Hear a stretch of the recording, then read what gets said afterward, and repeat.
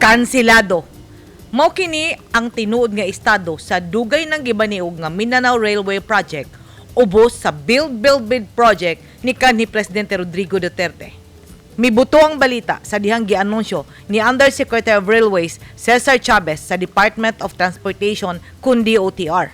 Matod ni Chavez, padayon pa nga gipangitaan og paagi ni Presidente Marcos ang loan sa Beijing og nang hinaot kini nga mahilot pa ang naisgutang kasabutan tungod kay walay kwarta ang gobyerno sa Pilipinas alang sa naisgutang proyekto. Ang loan agreement nga milambigit sa tulo ka proyekto nga gilangkuban sa China Exit Bank, usa ka bangko nga gipanag-ihan sa gobyerno sa China, nakansila kay wala kininaksyonan tungod sa gibutang ni kanhi Finance Secretary Carlos Dominguez nga sulat nga nagkanayon, putting the application in suspended animation, instead canceled. Ang pondo alang sa proyekto ana-ana o kinimulang bigit sa musunod: Philippine National Railway Bicol Project, Subic Clark Railway Project o Mindanao Railway Project. Kining tulo ka proyekto ana-ana sa first phase, buot pasabot nasugda na.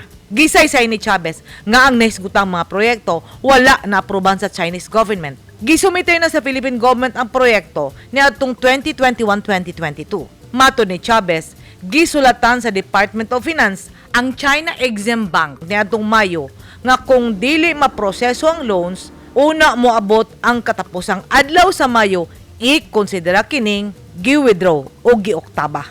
Ang first package sa PNR Bicol Project mibalor og 142 billion. Mao kini ang magsumpay sa Calamba sa Laguna paingon sa Daraga Albay nga dunay gitason nga 380 kilometer railway. Ang ikaduha, ang 50 billion nga Subic Clark Railway Project nga dunay gitason nga 71.13 kilometers nga mao'y mosumpay sa Subic Bay Free Port Zone o sa Clark Free Port Zone. Ug ang gikahinaman sa taga Mindanao, ang Mindanao Railway Project nga dunay kantidad nga 83 billion gilangkuban sa 102 ka kilometro nga Tagum Davao Digos nga ruta. Og maunta kini ang pinakauna nga railway sa tibuok Mindanao. Ang Mindanao Railway gilauman unta nga momeno sa biyahe gikan sa Digos, Davao del Sur paingon sa Tagum City, Davao del Norte. Og gilauman unta nga mahuman sa tuig 2024 o tuig 2025. Sumala ni bagong Finance Secretary Benjamin Diokno, ilang giisudyuhan ug ilang giimbisigahan ang posibilidad kung pwede pa ba ipadayon ang naisgutang loan sa Republic of the Philippines o sa gobyerno sa China. Walay nasayod unsa man ang sunod panghitabo sa dagkong proyekto nga gidamgo sa taga Mindanao ug gipaningkamutan ni kanhi Presidente Rodrigo Duterte. Apan klaro kanatong tanan nga nag-ilaid ang ekonomiya sa tibuok kalibutan karong panahona, gikan sa pag-antos tungod sa pandemya hangtod sa gubat sa Russia ug Ukraine. Edith Kaduayan, News 10 Philippines. Stay safe!